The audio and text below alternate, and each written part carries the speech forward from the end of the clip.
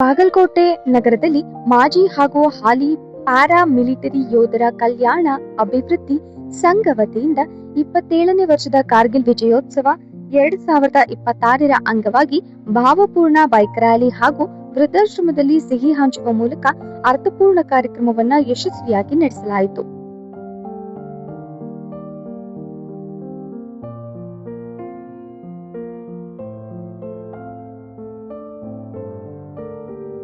ಸಂಘದ ಜಿಲ್ಲಾ ಪ್ರಧಾನ ಕಾರ್ಯದರ್ಶಿ ರಾಜ್ಕುಮಾರ್ ಲಮಾಣಿ ಅವರ ನೇತೃತ್ವದಲ್ಲಿ ನಡೆದ ಈ ಕಾರ್ಯಕ್ರಮವು ಕಾರ್ಗಿಲ್ ಯುದ್ಧದಲ್ಲಿ ದೇಶಕ್ಕಾಗಿ ತಮ್ಮ ಅಮೂಲ್ಯ ಪ್ರಾಣವನ್ನು ಅರ್ಪಿಸಿದ ಅಮರ ವೀರ ಯೋಧರಿಗೆ ಗೌರವ ನಮನ ಸಲ್ಲಿಸುವ ಉದ್ದೇಶವನ್ನು ಹೊಂದಿತ್ತು.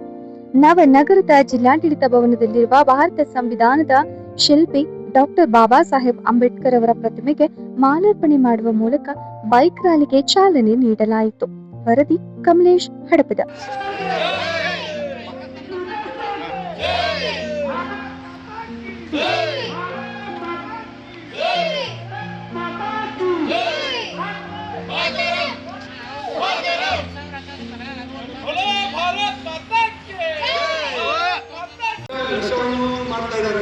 ಕೆಲವೊಂದು ದುಶ್ಚಟಗಳನ್ನು ಕಲಿತಾ ಇದ್ದಾರೆ.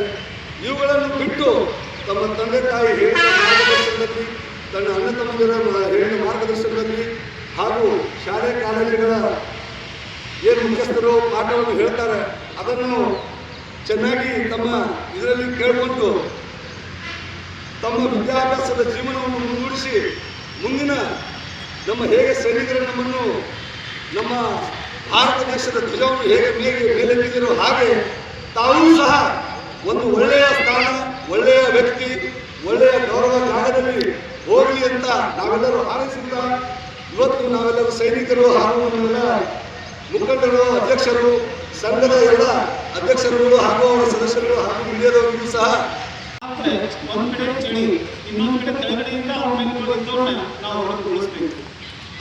ಅಂತಹ ಸಮಯದಲ್ಲಿ ಎದೆ ಮುಂದೆ ಮುನ್ನುಗ್ಗಿ ಅಟಲ್ ವಾಜಪೇಯಿಯವರು ಆ ಯುವಕರಿಗೆ ಪೂರ್ತಿ ಸೌಲಭ್ಯಗಳನ್ನು ನೀಡಿ ಆ ವಿಜಯೋತ್ಸವ ಆಗಲು ಕಾರಣೀಭೂತರಾದ ಹೇಳಲಿಕ್ಕೆ ತಪ್ಪಾಗುತ್ತಿಲ್ಲ.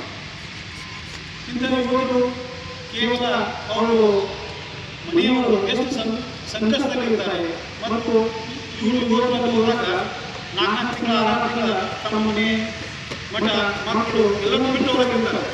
ಆದ್ದರಿಂದ ಈ ಸಮಾಜ ಹಾಗೂ ಸಾರ್ವಜನಿಕರೆಲ್ಲರೂ ಆ ಯೋಧರ ಪರವಾಗಿ ಎಲ್ಲ ಟೈಮ್ನಲ್ಲಿ ನಾವು ಇರಬೇಕಂತ ಹೇಳಿ ಈ ಸಾರ್ವಜನಿಕರಿಗೆ ಕೇಳಿಕೊಳ್ಳುತ್ತಾ ಮಾತನಾಡಲು ಅವಕಾಶ ಮಾಡಿಕೊಟ್ಟಂತ ತಮ್ಮೆಲ್ಲರಿಗೂ ಹೃತ್ಪೂರ್ವಕ ಧನ್ಯವಾದಗಳನ್ನು ಅರ್ಪಿಸುತ್ತೇನೆ.